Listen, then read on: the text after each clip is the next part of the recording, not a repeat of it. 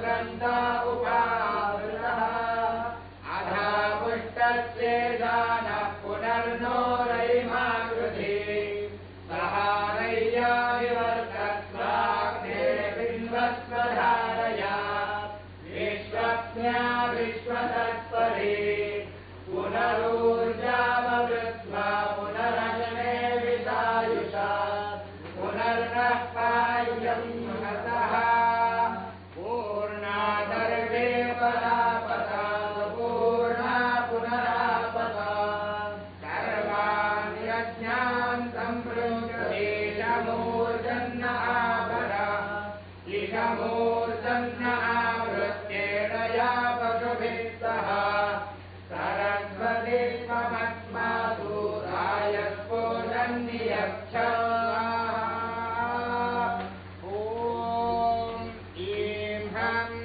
उग्रं वीरं महाविष्णुं धरणं सर्वतोमुखं नृसिंहं धीरणं भद्रं प्रत्यभृत्यं नमाम्यहम् ॐ ह्रीं ॐ स्वाहा ॐ ह्रीं हं उग्रं वीरं महाविष्णुं धरणं सर्वतोमुखं नृसिंहं धीरणं भद्रं प्रत्यभृत्यं नमाम्यहम् ॐ ह्रीं ॐ स्वाहा वीरं महाविष्णुं धरणं सर्वतोमुखं नृसिंहं धीरणं भद्रं प्रत्यभृत्यं नमाम्यहम् ॐ ह्रीं ॐ स्वाहा ॐ ईशानं दिवो दिव्या वै जातमग्निं कालिं राजमणिन्द्रा आसन्नापात्रं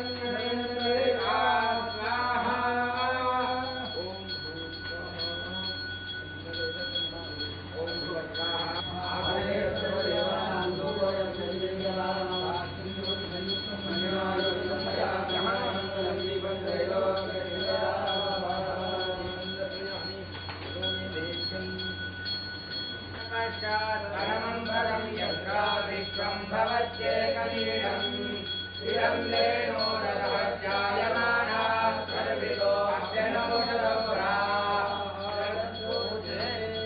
कर्पूरं महानन्दविराजं समर्पयामि पुष्पाञ्जलयामि ॐ व्योमां पुष्पं वेद पुष्पवान् प्रजावान् पुष्पवान् भवति चन्द्रमा पुष्पं पुष्पवान् प्रजावान् पुष्पवान् भवति यमेवं वेद योगमायतनं वेद आयतनवान् भवति राजाधिराजाय प्रलयधारिणे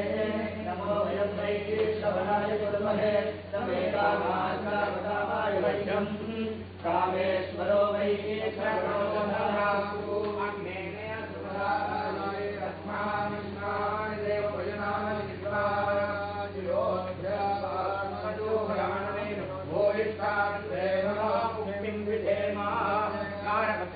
नमस्ते दक्षिणाग्नये नमः मीयाय महावेद्ये नमो नमः आर्षद्वयोपाध्याय नमः ब्रह्मस्वरूपिणे सर्गावर्गदात्रे दैवज्ञेयाय नमो नमः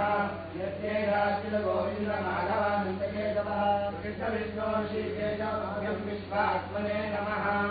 कायेन वाचा मनसेन्द्रियैर्वा बुद्ध्यात्मना वा प्रकृते स्वभावात् करोमि यज्ञकरं परस्मै नारायणायेति समर्पयामि यदक्षरमदभ्रष्टं मात्राहीनं भवेत् तत्सर्वं क्षम्यतां देव नारायण नमोऽस्तुते विसर्गबिन्दुमात्राणि पदपादाक्षराणि च न्यूनानि च विलिखानि च पुरुषोत्तमा यत्करोमि यदृष्टामि यज्जुहोमि ददामि यत् सर्वमर्यामि भगवन्तकरोमि स्वदर्पणम् ब्रह्मार्पणं ब्रह्मावि ब्रह्मार्पणो ब्रह्मणावतम् ब्रह्मैव तेन गन्तव्यं ब्रह्मदर्पणमादिना मन्त्रहीनं क्रियाहीनं भक्तिहीनं तदेवतः यद्भृगन्तमया देवा परिपूर्णं ददस्तु ते आयचित्तानि शेषानि समप्रमात्मानि वै यानि तेषां कृष्णानि स्मरणं वरम् श्रीकृष्ण श्रीकृष्ण श्रीकृष्ण श्रीकृष्ण श्रीकृष्ण श्रीकृष्ण श्रीकृष्ण श्रीकृष्ण